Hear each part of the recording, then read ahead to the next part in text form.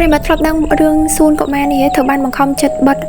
លើថាគ្រូហើយនឹងសិស្សនៅទីនោះត្រូវបានបាត់ដោយចម្លែកសូម្បីតែអ្នកដែលនៅជិតខាងនោះត្រូវបានហើចេញគ្មានសល់ឲ្យតែយប់ឡើងជ្រៅគឺដឹងតែឮសំឡេងក្មេងៗលេងនៅក្នុងហ្នឹងហើយគឺត្រូវបានជាប់នៅតារាងកម្ពូលទាំង10ដែលជាកន្លែងដែលខ្មោចលងខ្លាំង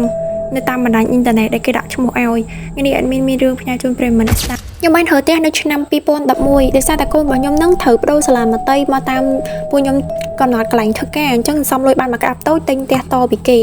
ហើយចូលមកដល់ថ្ងៃដំបូងគឺកាត់ឡើងតាំងពីថ្ងៃដំបូងហ្នឹងហ្មងកូនរបស់ខ្ញុំហ្នឹងគឺគេងលក់ហើយគាត់ប្រមើសើយកខ្ញុំស្មានតែក្មេងៗហ្នឹងយល់សពធម្មតាទេពីព្រោះលេងច្រើនអញ្ចឹង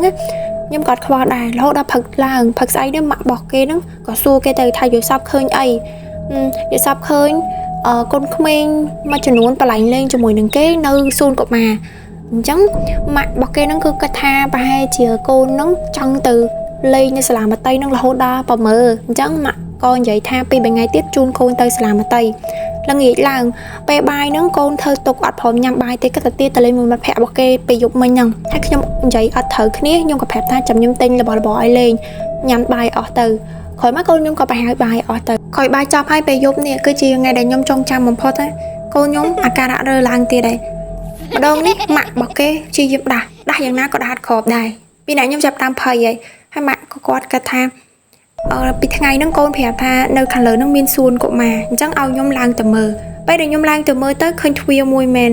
ប៉ុន្តែទ្វារហ្នឹងជាប់សោណាដោះអត់កើតទេបន្ទាប់មកខ្ញុំកលៃទៅឃើញប្រឡោះទ្វារហ្នឹងវាមានប្រហោងខាងក្នុងមួយខ្ញុំបានកលៃភ្នែកមួយចំណិតតូចហ្នឹងឃើញសិតតែសមោខ្មៅកំពុងតែលេងបាល់ជុំគ្នានៅក្នុងចំណោមហ្នឹងឃើញកូនខ្ញុំម្នាក់ដែរពេលហ្នឹងពេលដែលឃើញកូនខ្ញុំហើយខ្ញុំឆ្លេឆ្លា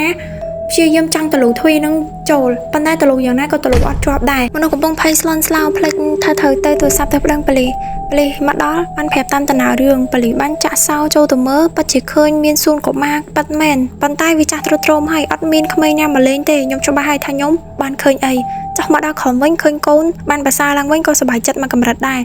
កូនបាននិយាយថាបាញ់មិញកំពុងតែលេងជាមួយមិត្តភ័ក្តិសប្បាយរីករាយលើសូរសលេងប៉ាហើយក៏ចុះមកលើពាក្យប្រហែលឃ្លាចេញពីមាត់កូនមកអញ្ចឹងច្បាស់ហើយអត់ធម្មតាទេតែរកគ្រូដែលចេះរបៀបឲ្យគេមកមើលគេមើលដឹងថាមានបញ្ហាអ្វីក៏បានយកខ្សែកស័ក្តិសិទ្ធិមួយធ្វើជាបន្តោងខ្សែកពេលឲ្យកូនខ្ញុំចាប់ពីពេលនោះមកកូនចោមានបញ្ហាអ្វីទៀតទេហឹងញ៉ៃថាបានចប់បាយបាយ